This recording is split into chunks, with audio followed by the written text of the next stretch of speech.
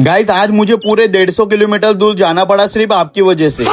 तो आज दिन की शुरुआत होती है मेरी माता रानी जी से। तो सुबह सुबह दोस्तों मेरी माता श्री यहाँ पे स्वादिष्ट खाना बना रही है। खाने में क्या क्या बना है देखते हैं। पूरी वड़े बहुत कुछ बनाया है और स्वादिष्ट स्वादिष्ट। फिर उसके बाद मैं भी फ्रेश हो जाता हूँ दोस्तों फटाफट से। फिर मैं फ्रेश वगैरह हो गया। फिर फ्रेश होने के बाद मुझे भी थोड़ी भूख लगती है दोस्तों, क्योंकि मेरा भी उपवास था। फिर मैं और मेरी माता श्री थोड़ा सा उपवास का कुछ खाते हैं। खाने के बाद मैं भी हो गया रेडी और सारा खाना एक टिफिन में पैक करके रख दिया। फिर दोस्तों चलो निकलते हैं अपन। चेतक से तो नहीं जाने वाले अपन, मेरी दोस्त की गाड़ी लाए, उसकी गाड़ी से ही चलते हैं अपन। फिर मेरे पड़ोसियों के घर में मेहमान भी आए थे जो मेरे काफी अच्छे दोस्त थे। खैर रास्तों में नहीं मिल पाऊंगा भाई, मैं गाँव जा रहा हूँ, नेक्स्ट टाइम जरूर मिलूंगा। फिर उसके बाद चलो दोस्तों निकलते हैं। फिर जाते जाते मेरी माताश्री ने बीच रास्ते में रोक दिया और उसके बाद यहाँ पे मेरी माताश्री ने गौ माता को जी को प्रसाद दे दिया। और फिर उसके बाद चलो दोस्तों अपन निकलते। फिर जाते जाते मुझे प्यास लगती है, सॉरी मुझे नहीं, इस गाड़ी को प्यास लगती है। फिर गाड़ी में पेट्रोल वगैरह भर दिया और पेट्रोल वगैरह डालने के बाद हवा वगैरह चेक कर दिया और चलो गाइस निकलते अपन अपनी सफर की शुरुआत करते हैं। फिर जाते जाते रास्तों में इस प्यारे प्यारे जगहों का खूबसूरत सा आनंद लेते हुए हम अपनी सफर को एंजॉय करते हैं। फिर उसके बाद आते हैं हम उमरेड सिटी में। फिर उमरेड सिटी को क्रॉस किया और उसके बाद आता है बहुत ही खतरनाक जंगल करांडला जंगल में दोस्तों काफी खतरनाक और खूंखार जानवर भी होते हैं। पर मेरी किस्मत तो फूटी थी, मुझे कोई जानवर देखने को नहीं मिला, पर मुझे ये काले भैंसे तो जरूर देखने को मिले।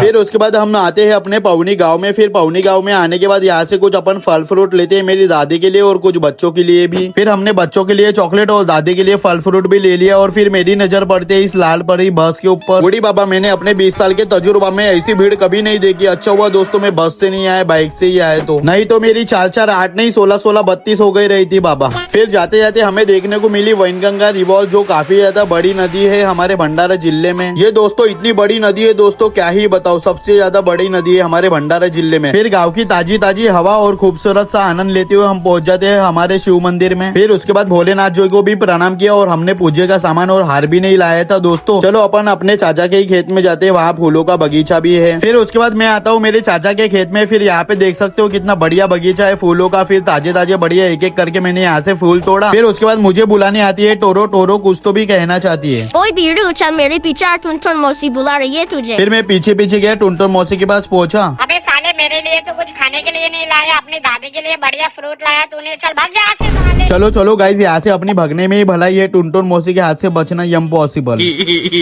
फिर उसके बाद चलो दोस्तों अपन दूसरे खेत में जाने वाले हैं, केले का भी पत्ता तोड़ना है अपने को। फिर उसके बाद मैंने फटाफट से यहाँ से 3-4 केले के पत्ते तोड़ दिया। चलो गाइस अभी चलते हैं अपन मंदिर की ओर। फिर केले के पत्ते को भगवान के पास रख दिया। फिर सारा खाना जो हमने बनाया था वो भगवान के ऊपर चढ़ा दिया। फिर उसके बाद पूजा भी हो गई और भगवान से मैंने प्रार्थना की मेरे सारे सब्सक्राइबर और फॉलोअर्स को बढ़िया स्वस्थ और मस्त रखना भगवान जी। फिर उसके बाद सारे बच्चों को प्रसाद बांट दिया। फिर मैं भी निकलता हूँ। फिर मुझे जाते जाते इतना खतरनाक जानवर देखने को मिला, मैं आपको नेक्स्ट वीडियो में बताऊंगा। Thank you, bye.